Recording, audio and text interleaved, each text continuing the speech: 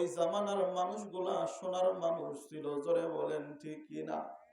ওই জামানার মানুষ কেন সোনার মানুষে পরিণত হয়েছে?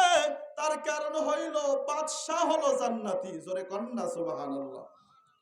বাদশাহ হলো আল্লাহওয়ালা, তো জনগণ তো আল্লাহওয়ালা হবে, কথা কন। যেই জামানায় নেতারাও যদি দুর্নীতিবাজ হয়, অন্যায়কারী হয়, অপরাধকারী হয়, ওই জামানায় তাহাজ্জুদ গুজারি পাওয়া কঠিন হইয়া যায়, কথা কন ঠিক কিনা? তাহাজ্জুদ গুজারির মানুষ নেতৃত্ব কোনো হারামখোর দিতে পারে, কথা কন ঠিক কিনা? যে একজন নামাজি ব্যক্তির নেতৃত্ব কি বেনামাজি দিতে পারে?